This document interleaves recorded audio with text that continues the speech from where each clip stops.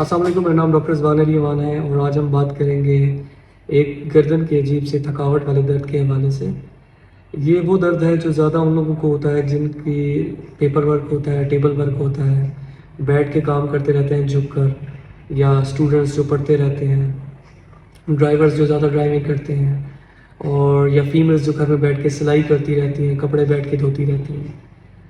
اس کے علاوہ آج کل ہماری یوتھ جو زیادہ موبائل کا استعمال جھک کے بہت زیادہ کرتی ہے، ان کو یہ سارے پرابلمز آ سکتے ہیں۔ گردن کے بیک پہ اور اس کی بیس پہ شدید تھکاوٹ والا درد، جو اگر اس کا احتیاط نہ کی جائے، خیال نہ رکھا جائے، تو کسی ایک بازو میں یا دونوں بازوؤں میں چلا جاتا ہے۔ اس درد کے ساتھ ساتھ بازو کو سن ہو جانا، تراٹے پڑنا، بھاری پن ہو جانا، کمزوری محسوس ہونا بھی شامل ہے۔ اس درد کا نام سروائکل اسپونڈلائٹس ہے۔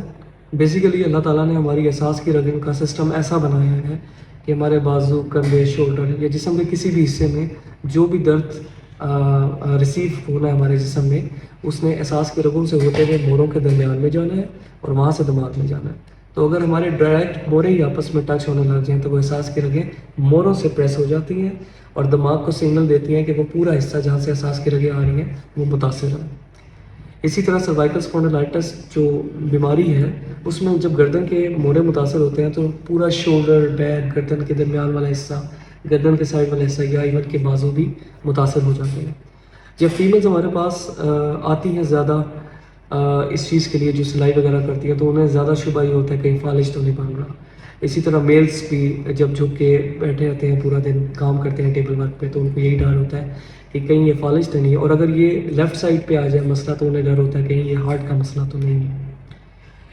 سروائکل اسپونڈلائٹس میں احتیاط بہت ضروری ہے۔ جو بھی کام آپ کر رہے ہیں جس کی وجہ سے یہ بڑھ رہی ہے بیماری، اس کو روکنا ہوگا یا اپنی لائف سٹائل میں ایڈجسٹمنٹ لانی ہوگی۔ جس طرح زیادہ جھک کے اگر آپ کو کوئی پیپر ورک کرنا پڑ رہا ہے تو اپنے سامنے ایک سٹینڈ بنا لیجئے جس میں جھکنے کے بجائے اس کو سامنے دیکھ کے آپ پیپر ورک کر سکیں۔ موبائل کا استعمال زیادہ جھک کے کر رہے ہیں تو ٹائمنگ کم کیجیے اور زیادہ کوشش کریں گے سامنے کر کے یوز کر لیجئے۔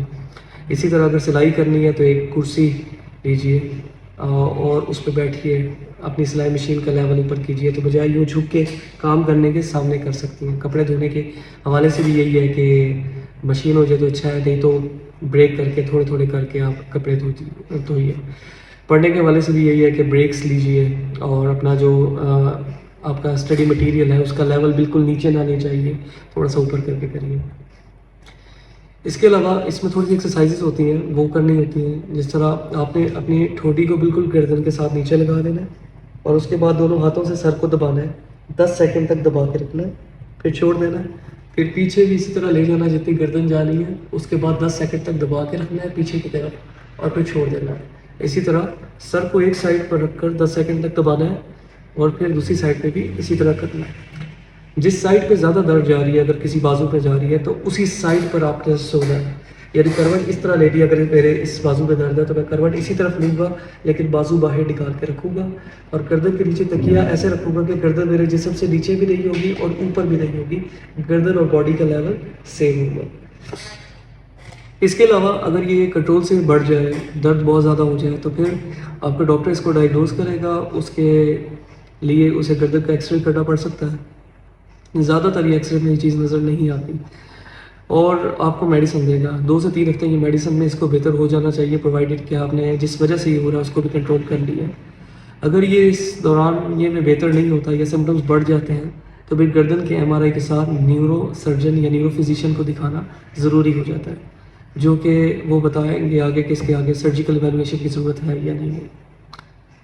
سروائکل اسپونڈلائٹس سے ریلیٹڈ کوئی بھی کویسچن ہے تو آپ کمنٹ کر سکتے ہیں یا مجھ سے پوچھ سکتے ہیں۔ انشاءاللہ جلد ایک نئے ٹاپک کے ساتھ دوبارہ ملاقات ہوگی۔ اللہ حافظ۔